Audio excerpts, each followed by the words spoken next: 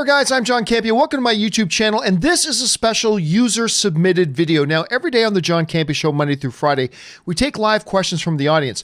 But every once in a while, somebody sends in a tip of like $50 or more to support the channel. And when they do with the question, we like to honor that by not only answering the question in the show, but also answering it again in its own standalone video. So that's what we're going to do right now. And this one comes to us from JJ the Sith Plane, who writes, now that we have Disney Plus out with new MCU shows on the way, do you think they'll update the contract of actors to be in a certain amount of films and including TV show appearances? For example, Mark Ruffalo appearing in the MCU TV show She-Hulk. All right, thanks a lot for sending that in, man.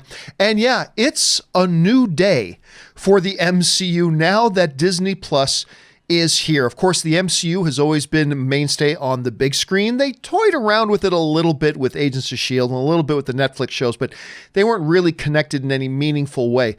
But now that we have Disney Plus and Kevin Feige's got his fingers in there, you know you're going to see the MCU now broadly span both movies and the Disney Plus screens. Now, traditionally, the way the contracts work is when an actor would be coming into the MCU to play a role in the MCU, what generally the studio will do is make those actors sign a contract for X number of films. For example, with they're coming in to play a role of Eddie. I don't know, I'm just making up a name. Okay, you sign a contract for 4 films. That doesn't necessarily mean you're going to do 4 films, but it just means that if the studio decides that your character was a big hit with the audience and they can think of new things to do with the character, well, now you're obligated to come in and play the character again.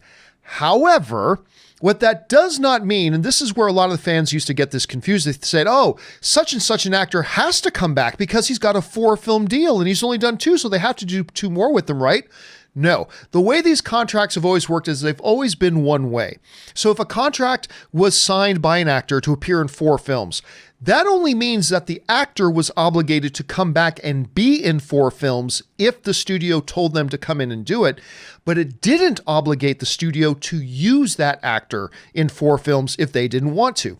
A great example of this in the MCU was Iron Man 1 with Terrence Howard, the first actor to play Rhodey, aka War Machine. Now, Terrence Howard had a multiple film deal, but Disney wasn't obligated to continue to use him.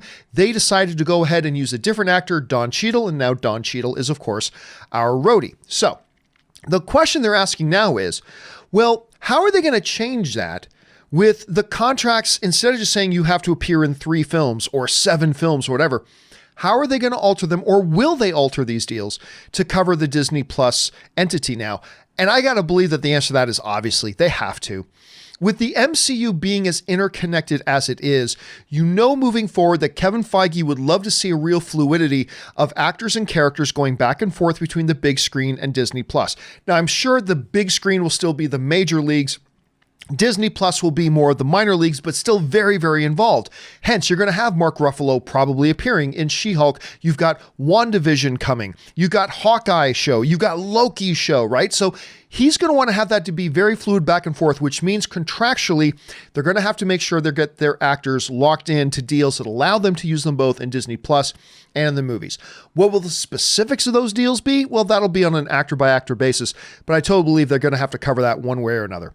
Anyway, guys, what do you think about that? How do you think Disney's going to work all that out with their actors moving forward with Disney Plus? Jump down to the comment section below and let me know what you think.